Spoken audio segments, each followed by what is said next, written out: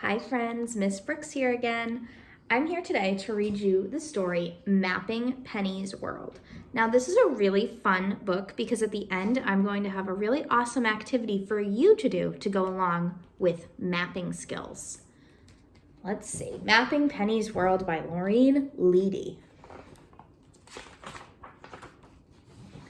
My name is Lisa, and my class is making maps this month. My teacher, Mr. Jason, says a map is a picture of someplace from above. It's like flying over that spot in an airplane.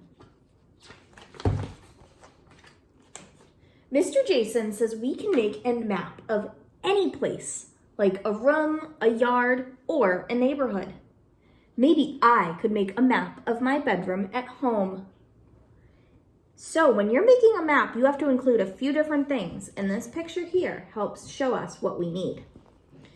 We need to include a title so the reader knows what your map is showing, a key that tells us what all the little boxes and pictures on the map means, symbols, a scale, that's how we know how big it is. If you draw me a picture of your room, am I really going to think that it's only as big as a piece of paper? No. So the key explains what the symbols on the map mean. The symbols are pictures that stand for real things. The title tells us which place the map shows. Add labels where there is a space. The scale shows what a map measurement represents in real life. And the compass rose shows a direction on the map. Which way is north? I'll measure my room and everything in it to make my map. Of course, I'll have to include Penny's bed. Penny is my Boston Terrier, and she sleeps in here too. Do you want to measure the fish tank, Penny? My map shows how my bedroom would look from overhead as if I were looking down from the ceiling. This is a close-up map of the fish tank. Thanks for your help, Penny. So we can see Lisa's bedroom here. We have her bed, a plant, a bookshelf, her rug. I guess this is Penny's bed. I don't know what that is. I hope she has a key so I can tell. Let's see. Oh, right here. It's her toy chest, and that's where her little bears are. So see how all of her drawings have either a label or over here it tells us what they are in the key. And then down here we can see how the measurement is. So the scale is right here. So this much room, even though it's only an inch or 1 unit, is equal to 1 foot in real life. Penny likes to hide her toys and other stuff in the yard. I have found shoes and socks in the strangest places. Maybe I'll make a map of Penny's hideouts. On this map, some of the symbols stand for the goodies she has hidden outside. The rest of the symbols represent the fence, table, and other things that are supposed to be out there. Penny, if you hide my doll, you will be in big trouble. So here's the map of the yard, and here are all the different symbols that represent it.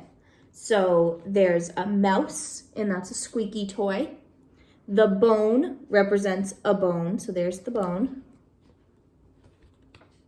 There's a couple of shoes out here, socks, all different types of things. Maps are good for giving directions. Suppose Penny's friend Maxine wants to come over. You could say, go out your back door, turn right by the trash cans, crawl under the gap in the wooden fence. Watch out for the big orange cat though. Squeeze through the bushes, turn left, look for the yellow fire hydrant, turn right on the sidewalk, go to the third house on the right with the red door, sit down in front of it, and bark. Whew! Or you could just draw a map instead.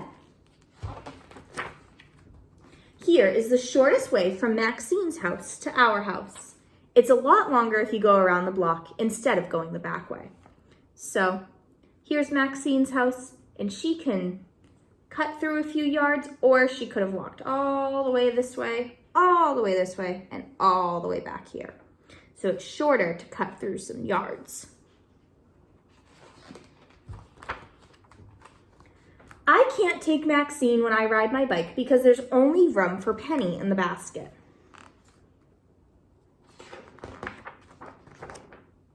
These are our trails. To make this map, I measured our footpaths with a pedometer, a tool that shows how far a person walks. For the bike trails, I used an odometer, which shows how far a vehicle travels. The map scale shows the real distances in the park.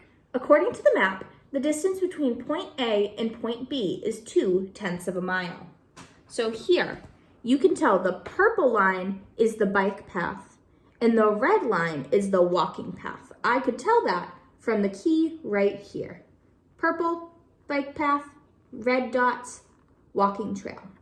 And then there's other little symbols too that I can figure out, ooh, like these are all trees in the walking area. There's a big lake in the middle. When we go out into the neighborhood, Penny has some favorite places she likes to visit again and again. I made this 3-dimensional map with construction paper and clay. The numbers show where Penny can do different activities. So let's see, there's numbers all over this map here. Number 1 says she can go and watch turtles and ducks by the lake. Number 2 says she can bark at squirrels here on the bench. Number 3, that's where she begs for new toys. That's the pet store. I don't know if you guys can see that. Number 4, she can smell food here at the grocery store. Number 5, she can meet other dogs. That must be the dog park. Number 6, she can rest in the shade under this big tree. And number 7, she can fetch sticks here in this big field near the dogs. Penny loves to travel outside our neighborhood too. I think there are special places she would enjoy visiting, like a doggy treat factory, a really huge park, or a big dog show. This map shows a few of the other places Penny can go, and I'm going with her. So this is the map of the whole world. We live here on this continent, North America. We live right about here where my finger is. There's South America here, Africa, Europe, Asia, Australia, and Antarctica. Don't forget the maps, Penny.